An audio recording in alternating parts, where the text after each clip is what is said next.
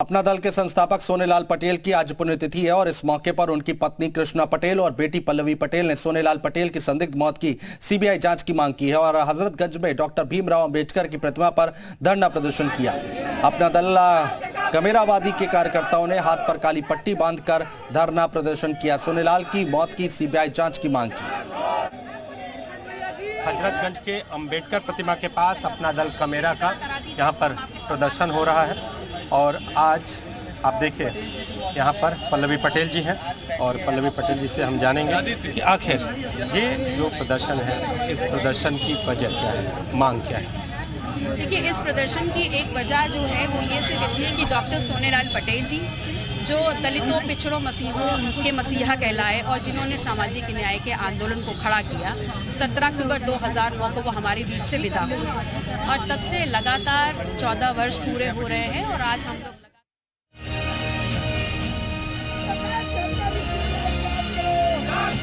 लोकसभा चुनाव को देखते हुए अपना दल एस ने अपने संगठन को धार देना शुरू कर दिया है।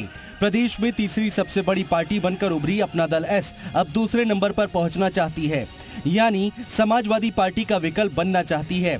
इसको लेकर पार्टी ने 5 एजेंडे पर जनाधार बढ़ाने के लिए काम शुरू कर दिया है। वहीं 6% कुर्मी वोट बैंक के साथ पार्टी ने 36% ओबीसी वोट बैंक को भी अपने पक्ष में करना चाहती है। बीजेपी की तर्ज पर ही अपना दल एस माइक्रो लेवल पर काम कर रही है। वहीं अपना दल कमेरावादी भी संगठन मजबूती के साथ साथ अपना दल एस को कमजोर करने में जुटी हुई है ताकि उसकी सियासी ताकत को और मजबूती मिले और दोनों ही दलों की ये तकरार एक बार फिर से देखने को मिले। जब सोनेलाल पटेल की पुण्यतिथि पर केंद्रीय मंत्री अनुप्रिया पटेल और सपा विधायक पल्लवी पटेल आमने सामने नजर आई तो दोनों बहनों में ठनी हुई है। दोनों अलग अलग कार्यक्रम कर अपना सियासी एजेंडा सेट करती नजर आई। उत्तर प्रदेश में कुर्मियों को कोई एक नेता नहीं बल्कि हर इलाके अपने अपने क्षत्रप हैं। इन्हीं क्षत्रपों के सहारे राजनीतिक दल अपने सियासी समीकरण को दुरुस्त करते रहे हैं।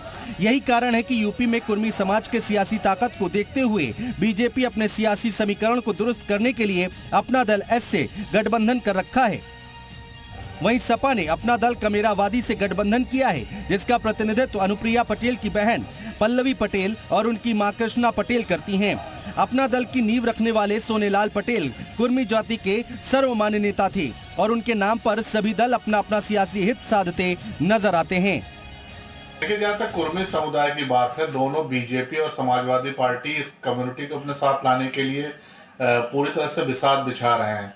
वजह यह है कि समाजवादी के पार्टी पास बेनी प्रसाद वर्मा जी के जाने के बाद से कोई बड़ा नेता नहीं। इनके राकेश वर्मा जो बेनी प्रसाद वर्मा के पुत्र थे, खुद वो चुनाव हार गए हैं। तो जाहिर सी बात है कि अभी भी कुर्मी बीजेपी के साथ है, लेकिन समाजवादी पार्टी चाहती है कि वो इस तरह की बिसात बिछाए कि इस लोकसभा इलेक्शन में कुर्मी उनके साथ आ जाए। इसलिए अलग अलग कॉन्स्टिट्यूंसियों में कुर्मियों को रिप्रेजेंटेशन या लोकसभा टिकट देने की बात चल रही है। दरअसल लोकसभा चुनाव 2024 से पहले बीजेपी और विपक्ष में कुर्मी समाज का रहनुमा बनने की होड़ लगी है और यही कारण है कि बीते 3 जुलाई को सोनेलाल पटेल की जयंती पर सीएम योगी से लेकर अमित शाह तक पहुंचे थे और उन्हें श्रद्धांजलि दी थी।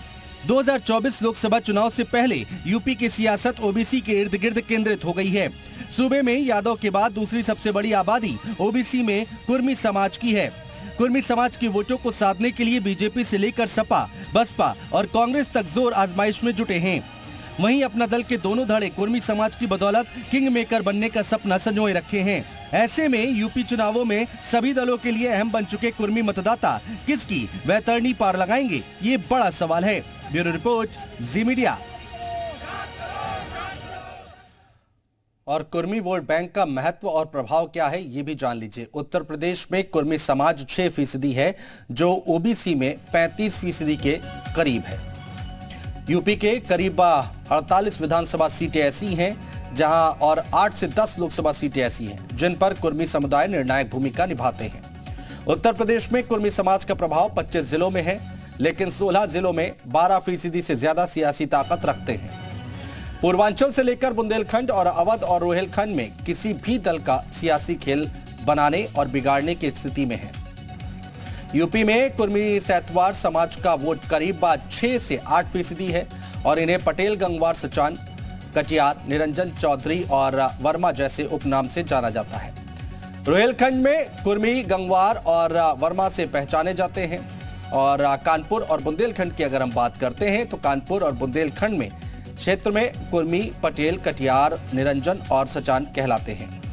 अवध और पश्चिमी यूपी की अगर हम बात करें तो यहाँ पर कुर्मी समाज के लोग वर्मा, चौधरी और पटेल नाम से जाने जाते हैं। रामपूजन वर्मा, रामस्वरूप वर्मा, बरकूराम वर्मा, बेनी प्रसाद और सोनेलाल पटेल कुर्मी समाज के दिग्गज नेता माने जाते थे।